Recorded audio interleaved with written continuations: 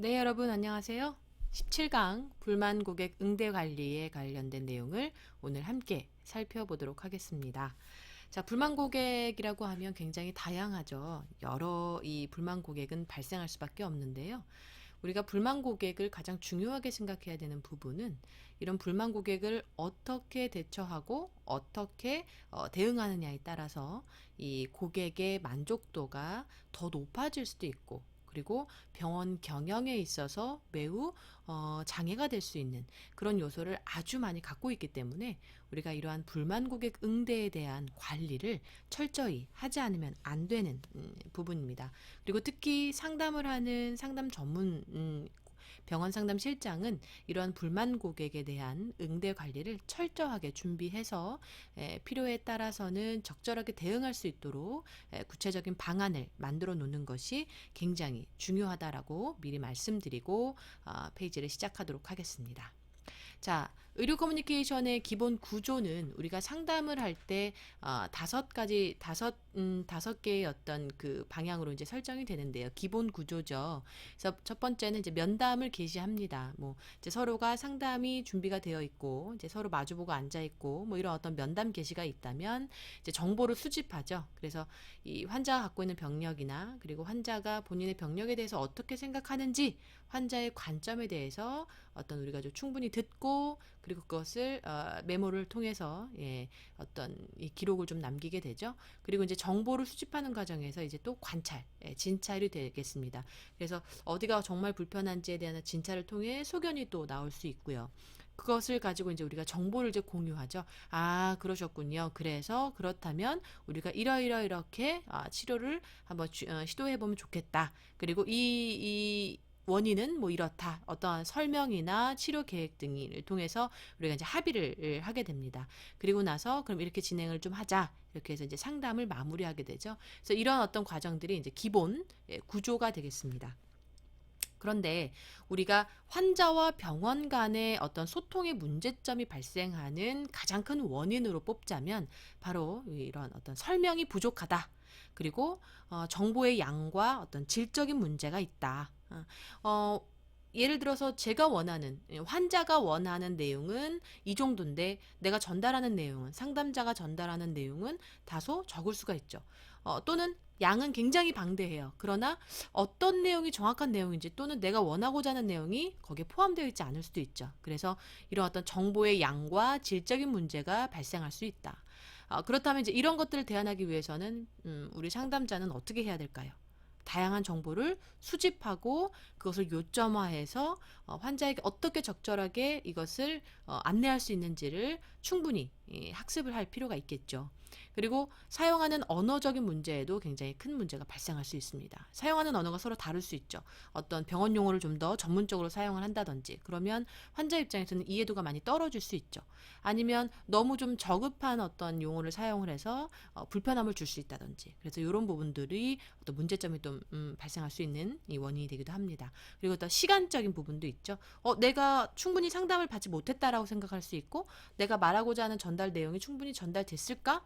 이렇게 적은 시간 안에 여러 가지 어떤 방향적인 부분에서 생각할 수 있죠. 그리고 의료 환경적인 부분이 있을 수 있습니다. 이제 수가라고 하는 것은 우리가 의료급여 체계에서 나타나는 어떤 그 금액적인 부분을 우리가 이제 표현하는 이 용어인데요.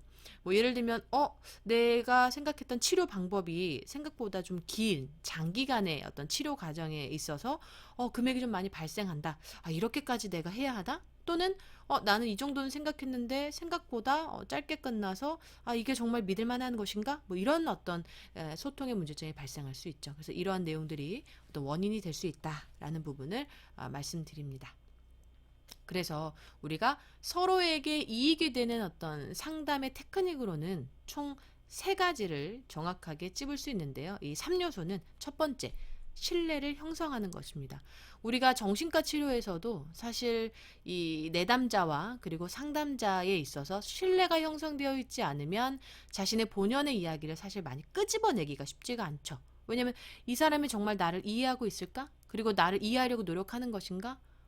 이런 어떤 형성되어 있지 않은 신뢰가 형성되어 있지 않으면 상담은 결코 질적인 부분에서 많이 떨어질 수밖에 없습니다. 그리고 그 내용 또한 굉장히 우리가 불분명할 수가 있다는 거죠. 그래서 굉장히 신뢰 형성은 매우 중요합니다. 그리고 두 번째는 이제 지지의 획득이에요. 내가 이 사람이 나를 이렇게 이해하고 있다, 지지하고 있다. 그리고 나 또한 당신 이 병원에 대한 신뢰를 하고 있다. 이 병원은 언제나 나를 낫게 해줄 것이다. 이러한 어떤 지지의 획득이 반드시 존재해야지만 이 상담 테크닉이 훨씬 더 효과적으로 발생할 수 있습니다. 그리고 우리가 이제 좀 더 구체적으로 알아야 될 것이 바로 이 반대 다루기예요. 말 그대로 우리가 서로의 다른 차이, 어떤 해석의 차이, 어떤 다름의 차이, 이런 여러 가지 어떤 반대를 우리가 어떻게 다룰 수 있을 것이냐. 이 부분인데요. 이 반대를 다루는 것을 우리가 이제 두 가지로 한번 나눠봤어요. 교재를 보시면 첫 번째 이제 생각이 다른 경우죠. 뭐 예를 들면 이런 경우 있을 수 있죠. 우리 길 건너서 그 사람을 기다리자. 아니야. 길을 건너게 되면 너무 멀리 가는 것 같아. 여기서 기다리자. 서로 생각이 다를 수 있어요. 그러니까 어떤 감정이 배제되어 있는 상태에서의 생각일 수도 있고 감정이 들어가 있는 생각이 다름이 있을 수도 있죠. 그래서 이럴 경우에는 자신의 안건을 내놓기보다는 서로의 어떤 생각을 신뢰하고 일치시키는 게 중요하고 제일 중요한 건 뭐예요? 목적을 일치시키는 거죠. 목적. 우리가 이 병원에서 취해야 하는 큰 목적은 뭡니까? 예를 들면 이런 거죠. 자, 우리의 어떤 안건이 환자 입장에서 우리가 인사를 처음에 할 때 어떻게 할까?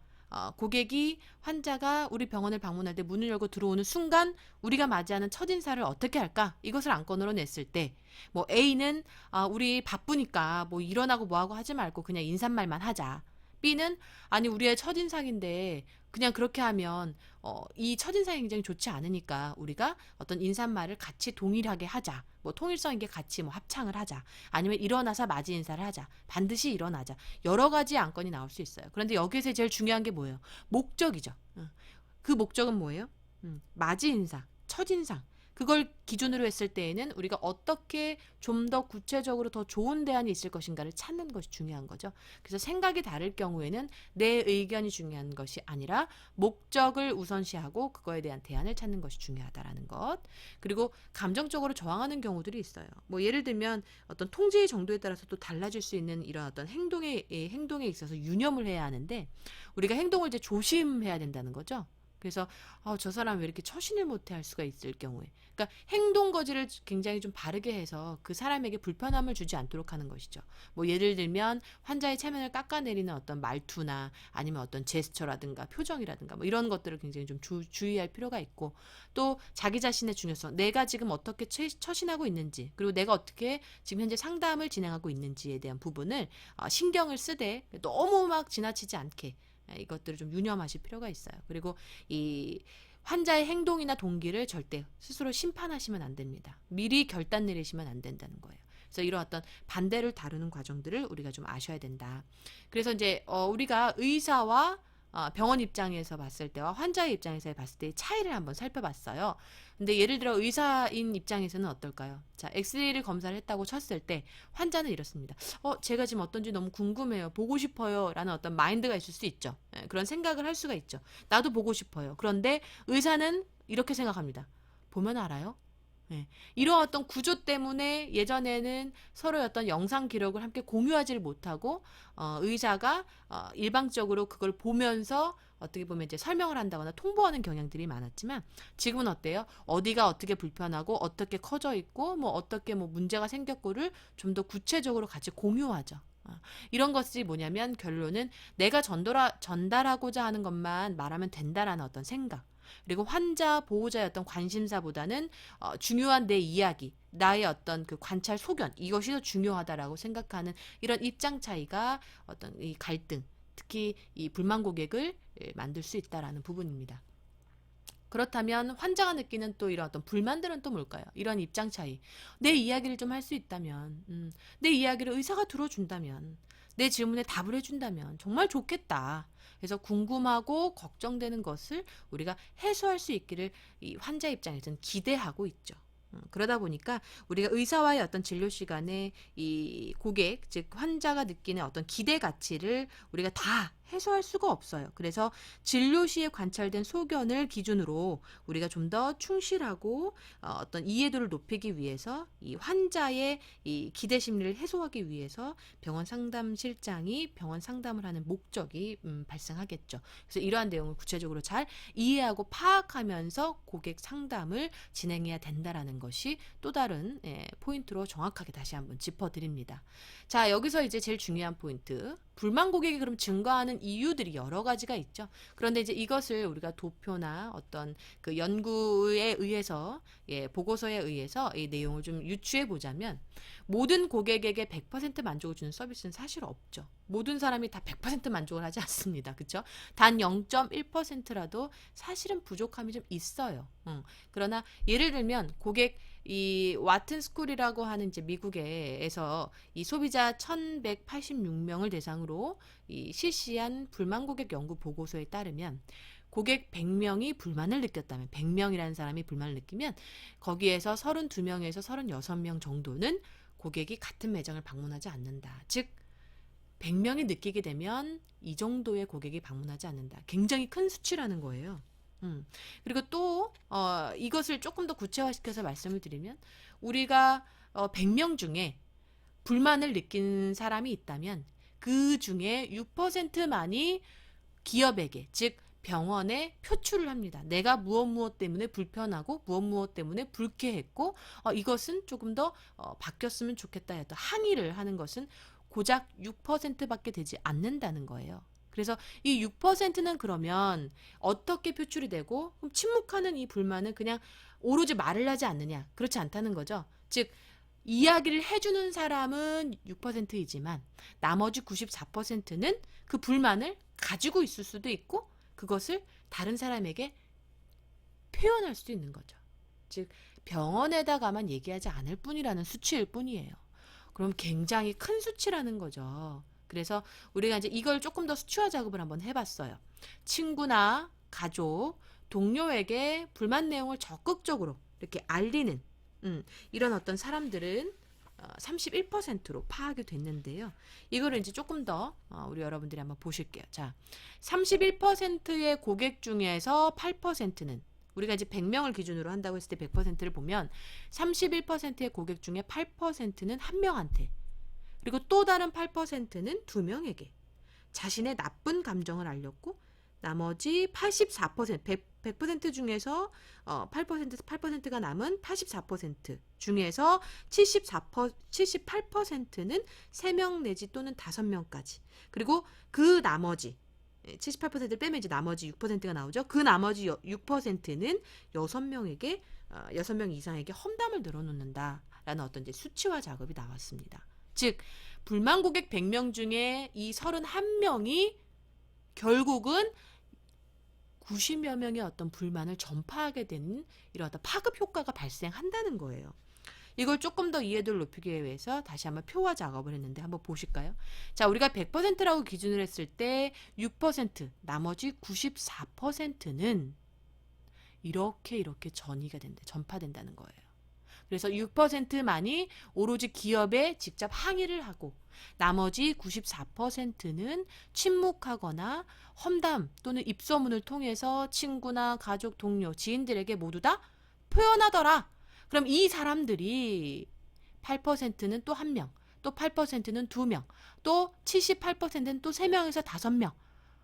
그리고 나머지 6%는 또 6명 이상한테 전달하다 보니 이렇게 31%가 90명에 확산되는 경로를 발생하게 되더라라는 거예요. 그래서 우리가 이렇게 불만을 표명하는 6%가 우리가 적극적으로 대응했을 때, 자, 별표해 드릴게요. 적극적으로 대응했을 때 신뢰감의 회복 정도가 95%예요. 이 얘기는 뭐냐면 불만을 표현한 사람에게 적극적으로 응대를 해서 그것을 불만 대처를 하게 되면 신뢰도가 더 형성되고 더 높아진다는 거죠. 더 좋은 수치가 나타난다는 거예요. 그런데 이 6%에 대한 미온적 대응을 하게 되면 50대 50. 좋을 수도 있고 나쁠 수도 있고. 이것은 굉장히 위험한 수치예요. 차라리 어딘가에 더 나쁘게 나왔다. 그러면 이것을 우리가 적극적으로 대응해야 되겠구나라는 어떤 수치화가 더 작업이 되는데 굉장히 위험한 거거든요. 그리고 뭐 불만을 표현하지 않은 이 94%, 다른 사람에게 험담하거나 전파하는 사람 또는 침묵하는 이런 사람들은 표현을 하지 않으니 우리가 처리할 수가 있나요? 없죠. 미처리예요. 결국은 80%가 모두 다 불만감으로 차 있다. 그럼 우리는 이 80%를 버리게 되는 거죠. 즉, 이 20%만이 우리에게 좋은 감정을 어느 정도 갖고 있다는 거예요. 그렇다면 병원 경영에 과연 이게 옳은 것인가? 절대 그렇지 않죠. 그렇기 때문에 우리가 이런 어떤 환자와 이 병원의 입장에서의 어떤 이 차이를 빨리 이해하고 해소하기 위한 어떤 방안들을 반드시 강구하셔야 된다라는 겁니다. 그래서 우리가 그렇다면 불만을 갖고 있는 원인, 자, 우리 이 환자들이 갖고 있는 이 원인은 무엇이냐라고 봤을 때 진료나 치료 과정에서 이런 어떤 발생하는 문제들이 있더라. 그리고 이 병원 직원의 서비스 제공상의 문제에 따라서 발생할 수 있더라. 그리고 환자 자신의 문제도 발생할 수 있죠. 사실 그렇습니다. 우리가 반드시 어떤 병원만의 문제가 발생하는 건 아니에요. 개인적인 어떤 성향이라든가 성격 때문에 좀더 아주 굉장히 작은 사소한 일인데도 이것이 굉장히 크게 보여지는 어떤 효과도 있을 수 있거든요. 그것은 뭐냐? 내가 어떻게 생각하냐에 따라 다를 수 있다. 즉 환자의 자신의 문제도 사실 내포되어 있다. 그렇기 때문에 이 환자의 유형을 빨리 파악하는 것이 사실 굉장히 중요하죠. 그리고 16강에서 이 말씀드렸듯이 환자가 표출하는 이런 어떤 그 감정 용어들을 빨리 캐치하는 것 우리가 필요하다라는 것이죠. 그래서 이 고객의 이탈 사유가 사실 어떤 제품 자체, 즉 어떤 우리가 치료하는 어떤 이 치료 과정이나 치료에 대한 내용의 불만이 아니라 고객 접점에서의 서비스 문제이더라. 자, 그럼 고객 접점은 뭐냐? 매우 중요하겠죠. 이걸 바로 다음 강에서 제가 아주 깊게 설명을 드릴 건데 이런 서비스적인 문제에 있어서는 결론은 뭘까요? 심리적 가치라는 거죠. 해결되지 않은 기대 심리, 이게 해결되지 않은 상황에서 오는 어떤 불편함, 이런 것들이 발생할 수 있는 것이 68%다. 그래서 우리가 심리적으로 발생할 수 있는 것들은 사실 우리가 큰 돈을 들이지 않아도 이 고객의 어떤 니즈를 파악하고 고객의 어떤 불만을 해소하는 데 있어서 사실 굉장히 어렵지 않다는 거예요. 조금만 더 신경 쓰면 된다는 거죠. 근데 이걸 우리가 간과하는 경우들이 굉장히 많아서 한 사람이 3명, 5명, 6명, 90명까지 나타날 수 있는 이런 수치화 작업이 되게 되면 병원 경영에 큰 어려움을 가져올 수 있습니다. 그래서 우리가 이런 갈등 관리에 대한 부분을 반드시 잘 짚고 넘어가셔야 되겠죠. 자, 그래서 여기서 이제 표현하는 것은 바로 이거예요. 우리가 생각하는 거하고 현실은 서로 다르다. 많은 병원들이 우리 병원은 잘하고 있다라고 사실 착각하고 있어요. 서비스를 제공하는 이런 어떤 그 기업, 이제 병원이 되겠죠. 가장 큰 이 장애가 바로 착각이에요. 우리는 이렇게까지 하고 있어요. 우리 병원은 이렇게 대단해요. 하지만 사실은 환자들이 원하는 것이 무엇인지에 대한 정확한 판단은 하지 않았을 수 있는 가능성이 높죠. 그렇기 때문에 이런 격차가 많이 발생하는 거죠. 80%의 격차는 굉장히 큰 겁니다. 그래서 뭐 예를 들면 몸이 불편한 어떤 정형외과 같은 경우에는 뭐 문이 아직까지도 뭐 자동문이 아니더라. 이건 뭐예요? 우리는 진료는 되게 잘 봐요. 근데 고객은 올 때마다 불편함을 느낍니다. 내가 다리가 아프고 허리가 아픈데 할 때마다 내가 이 무거운 문을 열고 들어가야 돼요. 바꿔줘야죠. 뭘로? 예를 들면 자동문으로. 그러니까 이런 것처럼 뭔가 정말 실제로 환자가 원하는, 환자가 생각하는 이런 어떤 중요한 포인트를 잘 잡아서 착각하지 않는 이런 어떤 이 기업의 입장으로 굉장히 신경을 쓰셔야 된다라는 것이 가장 포인트입니다. 그래서 우리 여러분들에게 제가 정확하게 다시 한번 이 성공 포인트, 불만 관리를 할 수 있는 성공 포인트를 말씀드리자면 고객 서비스에 대한 오만을 버리셔야 되고요. 그리고 관리 시스템을 반드시 도입하셔야 됩니다. 이건 별표예요. 이건 무조건 아주 중요합니다. 그리고 고객 만족도와 직원 보상을 연계해서 직원들이 충분히 만족도를 높일 수 있도록 이 실생활에서, 이 현장에서 직접 할 수 있도록 도와주셔야 되고요. 그리고 MOT, Moment of Truth라고 하죠. 자, 결정적 순간, 진실의 순간에 어떻게 관리할 것인가. 그럼 이건 뭔가요? 다음 시간에 다시 한번 정확히 짚어드릴게요. 그리고 고객의 기대 수준을 우리가 뛰어넘어야 합니다. 그래서 여기까지 우리 여러분들에게 굉장히 중요한 말씀 드렸고요. 다음 시간 18강에서는 고객 만족과 고객 유지에 관한 내용을 함께 살펴보도록 하겠습니다. 수고하셨습니다.